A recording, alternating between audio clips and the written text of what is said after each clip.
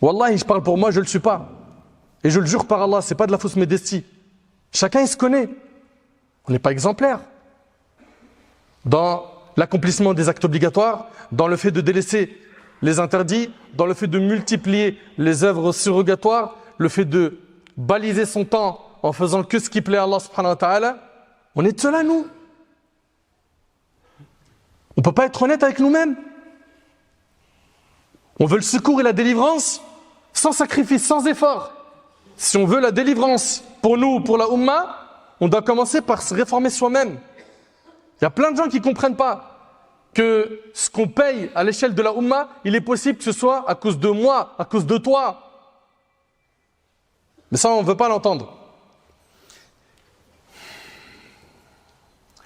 Mais Allah tabaraka wa ta'ala a fait en sorte, Azza wa Jal, par sa sagesse, que lorsque l'épreuve s'intensifie, les croyants, les alliés d'Allah ont le droit à quoi? À la délivrance.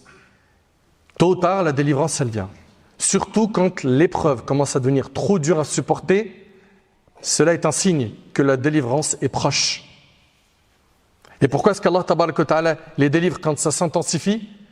Pour pas que ses serviteurs tombent dans le désespoir. Qu'ils tombent dans le désespoir et qu'ils renient leur foi. Qu'ils s'écartent du chemin d'Allah tabaraka wa ta'ala. Allah tabaraka wa ta'ala, il dit سَيَجْعَلُ اللَّهُ بَعْدَ عُسْرٍ يُسْرًا. Allah fera succéder l'aisance à la gêne. Et Allah tabaraka wa ta'ala a dit فَإِنَّ مَعَ الْعُسْرِ يُسْرًا إِنَّ مَعَ الْعُسْرِ يُسْرًا. La difficulté s'accompagne toujours d'une facilité. Oui, la difficulté s'accompagne toujours d'une facilité. Ceci est la promesse d'Allah. Toute difficulté, si grande soit-elle, s'accompagne d'une facilité. Subhanallah. Et Abdullah ibn Mas'ud radiyallahu ta'ala anhu, ce noble compagnon, il a dit, si la difficulté était dans un trou, la facilité l'aurait suivi jusqu'à y entrer et la faire sortir de celui-ci.